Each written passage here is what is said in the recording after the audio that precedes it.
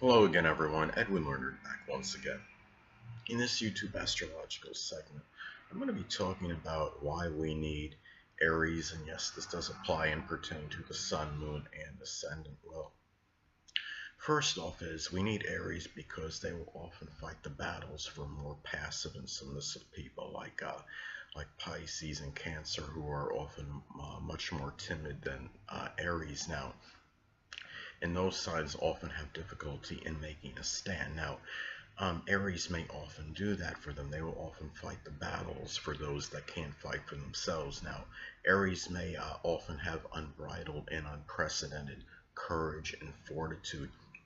Now, I've talked previously about how actors and actresses can consciously, if not subconsciously, be drawn to roles that correspond with their astrological energies. Now, actor William Shatner certainly no exception, who has an Aries sun.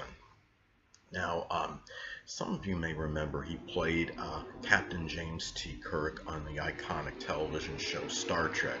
He was someone that epitomized strong leadership ability, fearlessness, and would fight virtually anyone or anything, whether it would be a formidable lizard man or a mere mortal in general combat. William Shatner also has Aquarius rising. Now, in one episode, he defeated this lizard man in what would seem to be an improvised cannon and projectile, and a lot of that Aquarius rising flavored the way in which he emerged victorious in the battle by using ingenuity. So, anyway, and another example, of this, you look at actress Lucy Lawless, who played Xena Warrior Princess. Lucy Lawless, a triple Aries, Sun, Moon, and Ascendant. Now, she certainly embodied a lot of that Aries energy in that role. They're very combative, somebody that would fight virtually anyone, anytime, any place, and exhibited little or no physical fear. You look at also retired Aries Ascendant boxer Oscar De La Hoya was certainly somebody that showed a lot of fearlessness in the ring and a propensity to fight and win. Aries often shows very strong leadership abilities. Many of you may know that follow sports. Oscar De La Hoya had recently challenged Dana White, who is the UFC president, to a boxing match. Apparently it was to settle some dispute on about something regarding some kind of funds and how much or where it was going where, but you can look on the internet and in terms of that, and it had something to do with some kind of payouts or something. But you could look on the internet. I'm not really sure as far as the details on that, but there was obviously some disparity and discrepancies in something, and it had something to do with some kind of revenue, I believe, pertaining to these fighters. So anyway, the thing about this too is that another reason, why we need Aries is because Aries really often shows very strong leadership ability, likes to be first, and they often inspire and motivate others in the process to be the best they can be by setting these precedents. Now, you look at Pete Rose, former MLB player. He's an Aries Sun and Ascendant. He is the all-time MLB hits leader. Kareem Abdul-Jabbar, an Aries Sun, all-time NBA leader in career points scored. Former NFL quarterback Peyton Manning, a Sun in Aries, all-time leader in career touchdown passes thrown. Now, what happened because of this, these people can certainly motivate and inspire others to surpass them and be as good as them. Given Aries is the first sign of the zodiac, they often like to be first in things. You often see Aries at the head of the pack, even when walking in a group of people. Now, the thing about Aries too is why we need Aries is because they often will inspire others to do things with a little hesitation and procrastination. This, of course, can pay dividends in getting things done quickly. Aries may not always be finish something, but they often will initiate many things, sometimes simultaneously, but they may not finish it. But Taurus people seem like, or a lot of times just general Taurus energy, people that embody Taurus characteristics and traits can be the ones that finish what Aries may start. And of course, Aries can be very inspirational to get others to initiate things without stalling.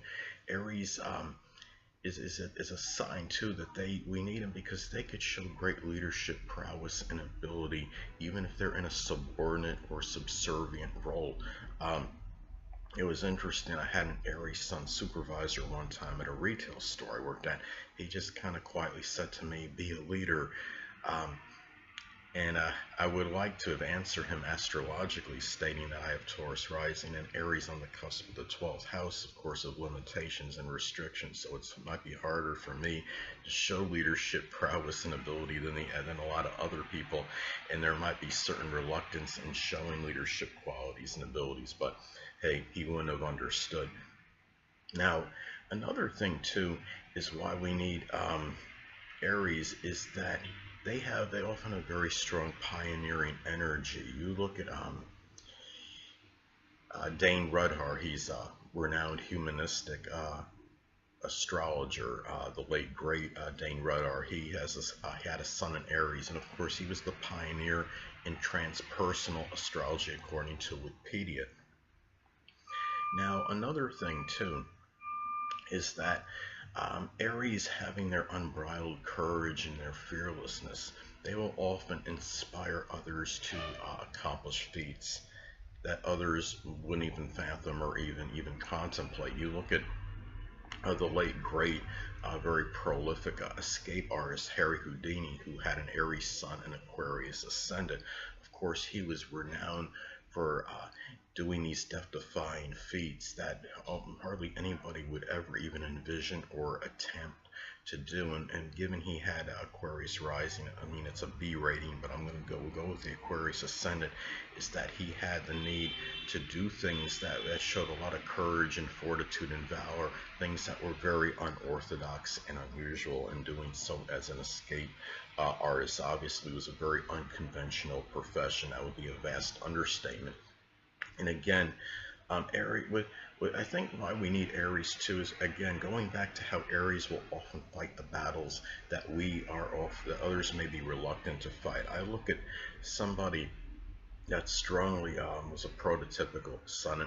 Aries, I believe, was former NFL player Lyle Alzado, and to me, he had a very fiery temperament. He wasn't afraid to get into it with people. I think, I mean, I don't know this for a fact, but I do believe that he probably was somebody that had no hesitation or reluctance in standing up, not just for what he believed in, but for his friends as well, given that in a solar or natal chart, the zodiac sign Aquarius often falls on the 11th house cusp of friends, and that shows the selflessness in that particular area in life. And remember that Pisces often falls on the 12th house cusp in a solar or natal chart for Aries. So because of that, you could see a lot of self-sacrificing energy for those that are weaker and passive and may have difficulty in standing up for themselves. So those are some things to look at as far as why, why we may need Aries in our lives. And really, there's really not much more I want to get at as far as that goes. And I just think that when you look at Aries, again, they are often just bona fide leaders. They are ones that have difficulty being subordinate and subservient type role. They're often born to lead and often inspire others by doing so. They are, and also they will often be the ones to speak up, stand up for people when others may not do so. And that's really why, I mean, if there's a fire, Aries will often be one of the first ones to try to extinguish it, because their actions are very quick, spontaneous. They're not ones to hesitate. And where other people might be in a strong state of fear, trepidation, Aries will take charge and action right away. So, which is why we do need Aries. So anyway, people, that'll conclude this YouTube astrological segment. As for why we need Aries, stay tuned next time where I'll be talking about why we need Taurus. Two things I want to get with you on before I head out. Firstly, the stars may impel but do not compel. And secondly, never isolate any single astrological element, aspect, planetary placement, position, configuration, influence, or what have you. Make an analysis of a person, astrologically speaking, based on this alone, because astrologically speaking, the person is the sum of all their components in their natal chart and not just one. Until next time, people.